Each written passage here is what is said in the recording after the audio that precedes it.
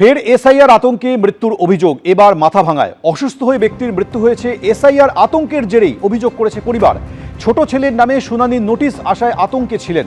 আজ বিএলওর বাড়ি গিয়ে নোটিশ আনতে গিয়ে অসুস্থ হয়ে তার মৃত্যু হয়েছে বলে মাথাভাঙায় মৃত প্রৌঢ়ের পরিবারের অভিযোগ।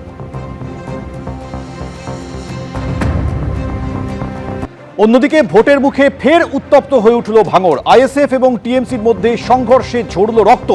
ভাঙড়ের কাটাডাঙ্গায় ব্যাপক বোমাবাজি হয়। আহত হয়েছেন দুপক্ষের বেশ কয়েকজন। ঘটনাস্থলে যায় উত্তর কাশীপুর থানার পুলিশ। এরপর পরিস্থিতি নিয়ন্ত্রণে আসে। আইএসএফ কর্মীদের উপরে হামলা চালিয়েছে শওকত মোল্লার অনুগামীরা বলে অভিযোগ, যদিও এই অভিযোগ অস্বীকার করেছেন ক্যানিং পূর্বের তৃণমূল বিধায়ক।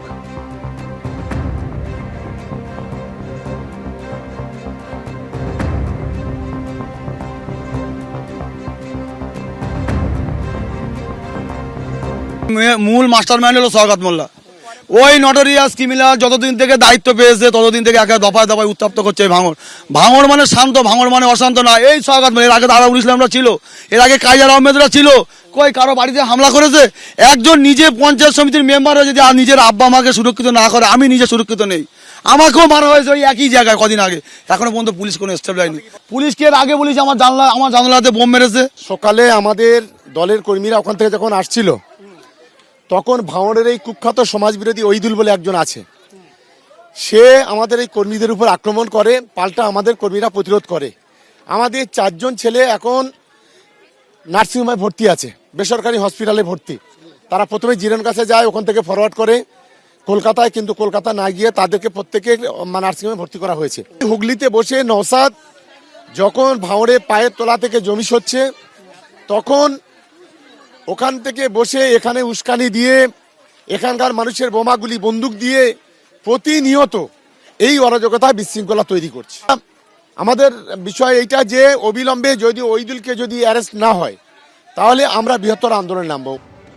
গোটা পরিস্থিতি এখন হতাশাব্যঞ্জক। সামনেটা ভয়ঙ্কর অন্ধকার। সমাজকে দুর্নীতি গ্রাস করেছে। প্রতিক্রিয়া সাহিত্যিক তিলোত্তমা মজুমদারের। ভোটের আগে দেখুন যা দেখছি। গোটা পরিস্থিতিটাই অত্যন্ত হতাশাব্যঞ্জক এবং সামনেটা ভীষণ অন্ধকার বলে মনে হয়। তার কারণ যে সামগ্রিকভাবে সমাজ এবং রাজনীতি দুটোই নিয়ে আমরা যদি দেখি যে একটা সাংঘাতিক আদর্শহীনতা এবং দুর্নীতি গ্রাস করেছে, যার ফলে মানুষ পারস্পরিক বিশ্বাস, আস্থা সমস্ত কিছুই হারিয়ে ফেলছে। এটা অত্যন্ত ভয়ঙ্কর এবং এর পরিণতি তো চিন্তাতীত যে একই হতে চলেছে সামনে।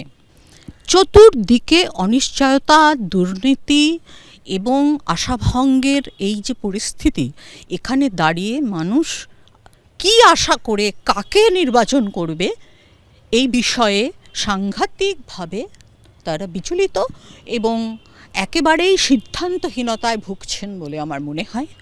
যারা খুব সামান্য চিন্তক, বেশি দূর ভাবতে পারছেন না, তারা সাময়িক লাভের লোভে অনেক কিছু মেনে নিচ্ছেন। সেটাও একটা জাতির পক্ষে অত্যন্ত খারাপ। সমগ্র ভারতবাসীর দিকে কথা ভেবেও খারাপ এবং বঙ্গবাসীর দিক থেকেও সেটা অত্যন্ত খারাপ।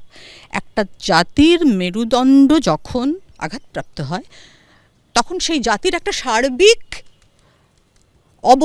অবনমন ঘটে। তো সেই সার্বিক অবনমনের ছবিটা চারদিকে ভীষণভাবে স্পষ্ট।